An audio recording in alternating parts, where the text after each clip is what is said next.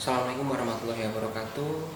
Perkenalkan, saya Nur Wahid Kusum Ihsan dari Program Studi Teknologi Informasi dengan NIM 23252140. Pada kesempatan ini saya akan menyampaikan tentang serangan DDoS, yaitu bandwidth. Pertama, sebelum kita masuk ke dalam materi tentang serangan bandwidth ini, kita perlu mengetahui apa sih itu bandwidth. Nah, bandwidth itu sendiri yaitu serangan yang dapat merusak infrastruktur digital dengan membanjiri jaringan. Jadi ini mengganggu ketersediaan layanan. Nah, kemudian untuk serangan bandwidth itu secara umum itu ada beberapa jenis. Di antaranya ada 3, yaitu yang pertama serangan DDoS flood, melumpuhkan sistem target dengan mengirimkan paket user yang membanjiri. Jadi mengirimkan paket user data protokol dengan jumlah yang sangat besar. Nah, ini menguras bandwidth dan menyebabkan gangguan layanan dan ketersediaan suatu layanan. Nah, intinya seperti itu. Kemudian yang kedua yaitu serangan yang mengirimkan jumlah besar paket internet control message protokol ke target yang menyebabkan kemacetan jaringan dan mencegah lalu lintas yang sah mencapai tujuannya. Kemudian yang terakhir yaitu DNS amplification.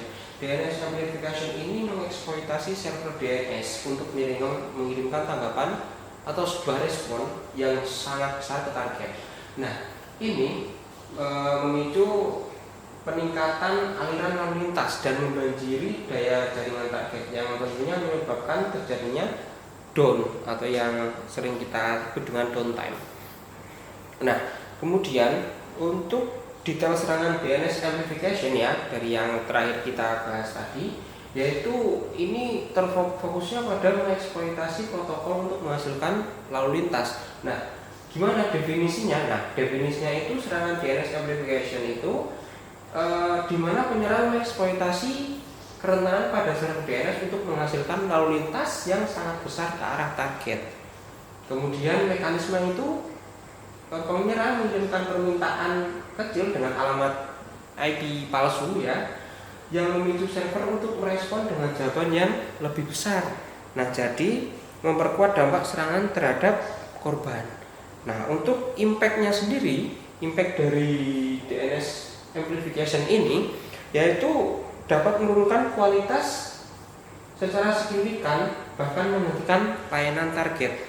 Nah, ini tentunya menyebabkan waktu downtime, kerugian, dan juga potensi kerusakan pada reputasi organisasi.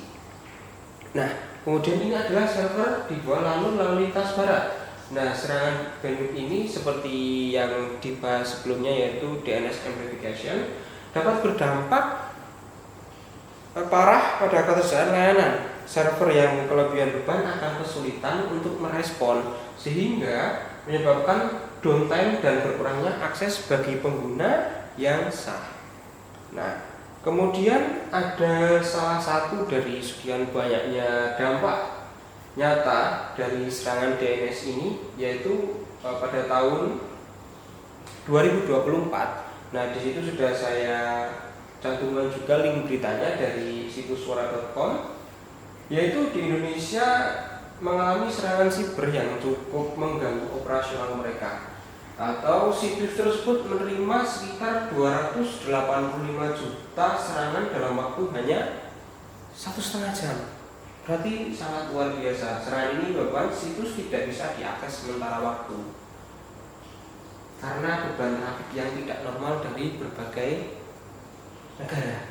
Nah, jadi pada serangan ini dan serangan DNS ini, salah satu media berita nasional ya, suara.com itu diserang yang cukup mengganggu operasional mereka dengan yang tadi saya sebutkan sekitar 285 juta serangan dalam waktu 1,5 jam. Untuk link beritanya sudah saya cantumkan di PowerPoint.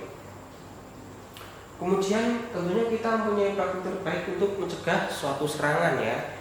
Nah, yang pertama itu metode deteksi. Kita bisa memantau traffic dan mengidentifikasi anomali. Di antaranya yaitu traffic monitoring, anomaly track detection, dan juga alerting system.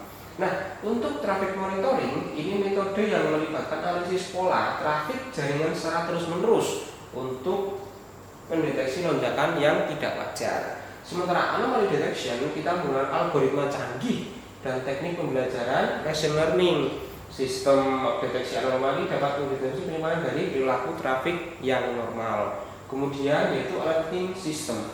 Alerting system ini merupakan peringatan waktu nyata seperti yang kita ketahui real time lah ya.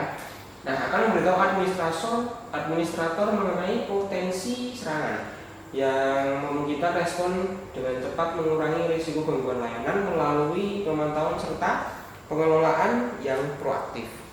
Dan juga kesimpulan dari apa yang sudah saya sampaikan tadi yaitu saran bandwidth ini merupakan ancaman yang tidak bisa kita anggap sepele atau bisa disebut serangan serius ya bagi infrastruktur digital yang berusaha untuk menumbuhkan ketersediaan suatu layanan. Nah, untuk melindungi sistem secara efektif, organisasi harus memahami mekanisme serangan dari DNS amplification salah satunya dan menerapkan strategi pertahanan berlapis yang mencakup pemantauan proaktif dan juga deteksi otomatis. Nah, itu saja yang dapat saya sampaikan tentang DDoS serangan bandwidth. Cukup sekian, terima kasih. Mohon maaf atas kesalahan dan kekurangan saya dalam menyampaikan suatu materi. Terima kasih. Wassalamualaikum warahmatullahi wabarakatuh.